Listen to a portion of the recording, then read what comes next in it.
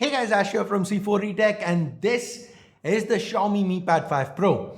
Today let's get straight to the unboxing. As we saw with the Mix 4, Xiaomi's again gone for their black and gold color scheme, which is what they generally use for their premium products. Opening it up, we are greeted by the Mi Pad 5 Pro, removing that protective plastic.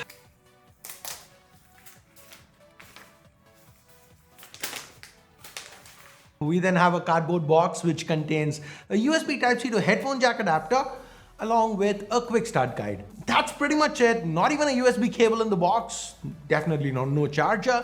That's it. In China at least, the charger is being provided, but it's just packaged separately. So this 67 watt charger is something that anybody who's buying a Mi Pad 5 Pro in China gets. But the fact that they are packaging it separately makes me wary because they might just end up selling it in some markets without the charger. Or maybe they're just getting us used to the fact that they're going to be removing chargers like they did with the phones the first time around.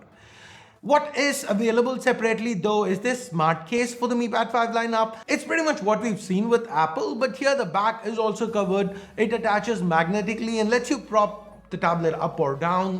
They've not reinvented the wheel or anything, but for an asking price of 99 yuan, it actually seems nice. Of course, other optional accessories include a stylus and a keyboard, which are priced at 349 and 399 RMB respectively.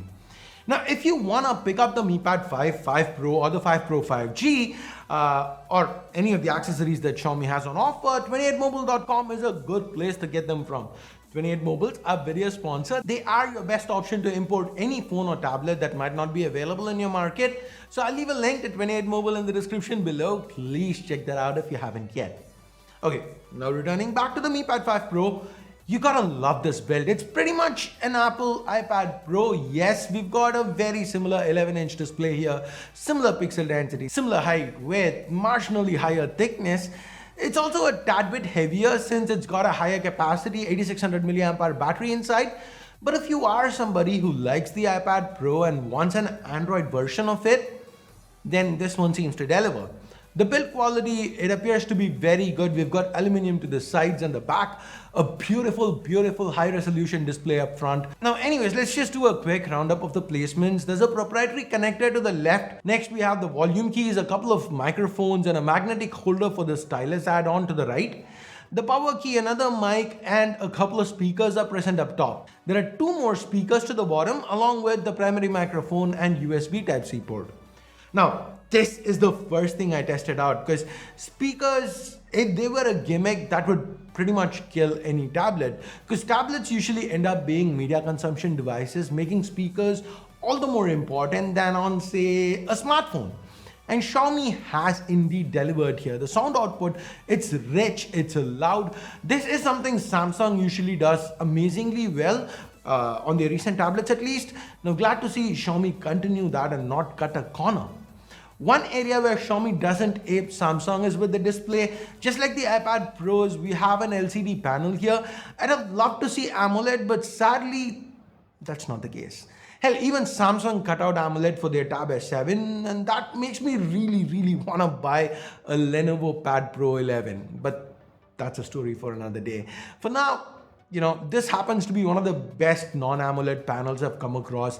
Excellent viewing angles. It's bright with support for both HDR10 and Dolby Vision. It's sharp given the 2.5K resolution, meaning this one hits 275 pixels per inch. So the pixel density is marginally more than even what you'd find on an iPad Pro. Now, similar to the iPad Pro, we've got a 120 Hz refresh rate.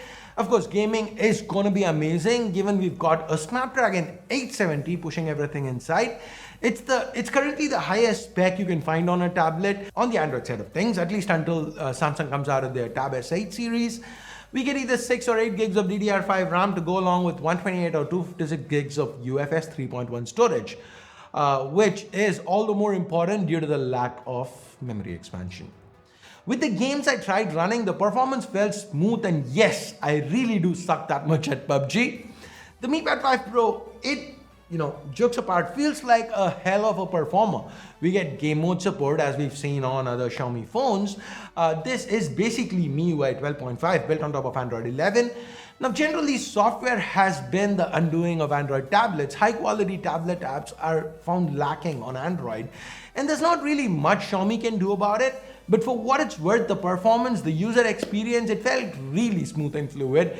Given the power underneath, I'm not happy with just Android gaming. I really want to try emulation on this, Nintendo GameCube, PlayStation 2, and I think it should do well. I'll have a lot more to say in my full review. Now, returning back to the placements for a quick second, this power key, it also has a fingerprint scanner built into it, and it felt pretty responsive. The selfie camera also has support for facial recognition, which as we've seen on other MIUI devices, is rapid fast. This here is an 8 megapixel selfie camera, by the way, and the performance, it felt satisfactory. I mean, for a tablet, your main uses are gonna be a quick Skype or Zoom call, and for that, this camera should do okay. Now, to the back, we have a dual camera setup. The primary is a 13 megapixel shooter with an f2 lens that's paired with a 5 megapixel depth sensor, which is there to, hey, make up the numbers. The primary sensor seems to be decent, nothing too impressive. Not that you'd expect a super impressive camera on a tablet, but if you are enthusiastic about cameras on tablets, then Xiaomi does offer a 50 megapixel shooter on the 5G variant. That's supposed to be a lot better, or at least that's Xiaomi's claim on the camera. Now, the camera software is pretty much run-of-the-mill MIUI, nothing to write home about. So that's basically the Xiaomi Mi Pad 5 Pro. I'm going to continue testing this one out. I'm going to continue spending more time with it. And as I've mentioned already in this video, I will have a lot more to say in my full review. In the meantime, if you guys want me to test something in particular, if you have any particular questions for me, let me know in the comments below.